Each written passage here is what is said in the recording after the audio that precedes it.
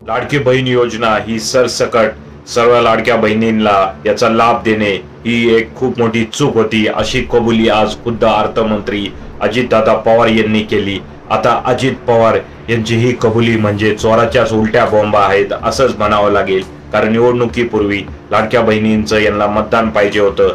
त्यामुळे सरसकट जे कोणी लाडक्या बहीण योजनेचा अर्ज करत होतं त्यांचे हे अर्ज मंजूर करत होतं सरकार, आणि खटाखट पटापट सर्वांच्या खात्यामध्ये न सांगताच पैसे जमा करत होतं। आणि आता सरकार असे उलटे बॉम्बा करत आहे की ही एक चूक होती, आम्ही लाडक्या बहिणीमध्ये त्यावेळेसच या योजनेमध्ये जे पात्र अपात्र आहेत त्याचे सगळे निकष तपासले पाहिजे होते, परंतु विधानसभा निवडणुका लगेच होणार होते त्यामुळे हे तपासायला वेळ भेटला नाही असे अजित पवार आज बोंबलत आहेत। सरसकट लाडक्या बहिणींना पैसे वाटले निवडणुकीच्या आधी, त्यामुळे आता सरकारकडे पैसेच नाही आहेत लाडक्या बहीण योजनेमधील जे पात्र महिला आहेत त्यांना सुद्धा पैसे देण्यासाठी।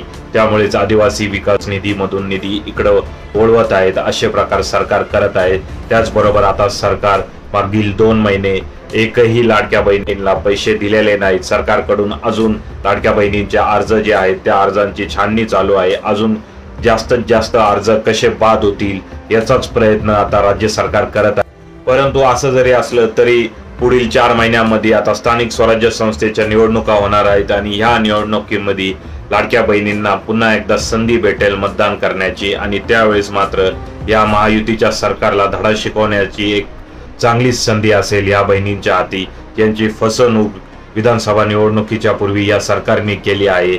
मोठमोठे आश्वासन देऊन 1500च्या ऐवजी 2100 देऊ निवडणूक आल्यानंतर, परंतु निवडणूक झाल्यानंतर जे आहे ते 1500 रुपये देण्याचे पण वांदे झाले आहे राज्य सरकारचे। काय वाटतंय तुम्हाला? लाडक्या बहिणींनो, जागे व्हा आणि येणाऱ्या स्थानिक स्वराज्य संस्थेमध्ये महायुतीच्या सरकारला धडा शिकवा, त्यांच्या विरोधामध्ये मतदान करा, असंच मी तुम्हाला आव्हान करतो, ज्यामुळे सरकारला जाग येईल की मतदारांना ते गृहीत धरणार नाही, मतदान हा आपल्या खिशातच आहे असा जो एक समज आहे त्यांचा, तो समज कुठेतरी दूर होईल। त्यामुळे जागे व्हा आणि सतर्क राहा लाडक्या बहिणींनो, हेच मी तुम्हाला आव्हान करतो।